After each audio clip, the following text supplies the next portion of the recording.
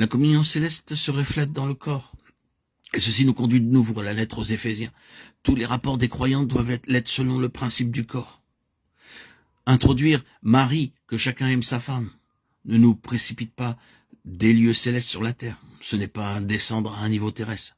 Cela signifie que les rapports des croyants doivent être selon le principe du corps. Suis-je à Marie?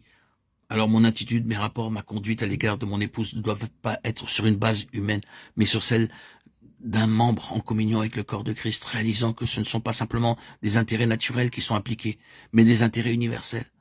Le corps tout entier est concerné par nos rapports.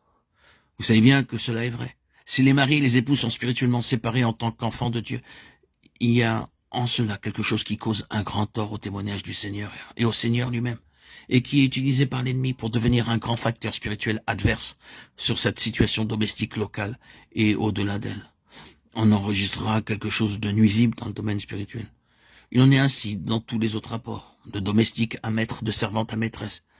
Il ne s'agit pas simplement d'être de bons chrétiens qui, en tant que tels, font leur service sur la terre du mieux possible pour gagner leur salaire, de considérer cela comme s'il était question d'une chose terrestre, mais de respecter ce maître ou cette maîtresse comme des membres de Christ.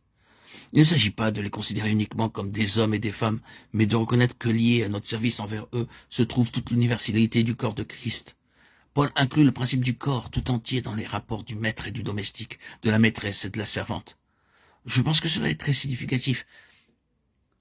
Vous avez des croyants qui sont impliqués dans ces rapports de maître et de maîtresse, de serviteur et de servante, et vous voyez une certaine tension entre eux.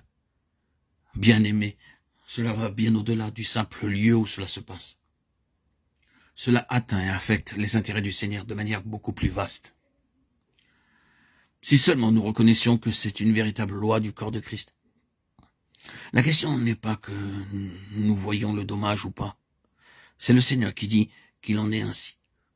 Le Seigneur affirme ici, aussi clairement que l'on puisse le dire, que ces rapports ne sont pas circonscrits à leur seul domaine, mais qu'ils atteignent la grande sphère universelle du corps céleste, et que le corps entier de Christ est spirituellement affecté par ces tensions qui s'introduisent dans ces rapports.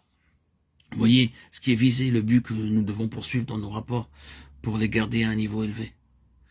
Si dans nos rapports se produisent des tensions, des malentendus, un courant qui ne passe pas, ce qui offense et perturbe une brèche dans le véritable amour, notre attitude doit être non simplement de constater que c'est une chose malheureuse et triste, mais de réaliser que plus vite nous réglerons ces choses et mieux ce sera. Ce doit être notre attitude, car ces choses sont introduites par des intelligences spirituelles agissant contre la gloire de Christ et travaillant contre la tête. Tout cela affecte la tête et agit contre l'Esprit Saint, la puissance significatrice du corps tout entier et cause du tort. Puisque nous sommes si minutieusement liés à tous les membres par l'Esprit Saint, ce qui se fait touche Christ d'une manière ou d'une autre, bien au-delà de la conscience que nous pouvons en avoir, et touche l'Esprit Saint, et donc tous les autres membres. C'est ce que cela produit. C'est la révélation de la nature du corps.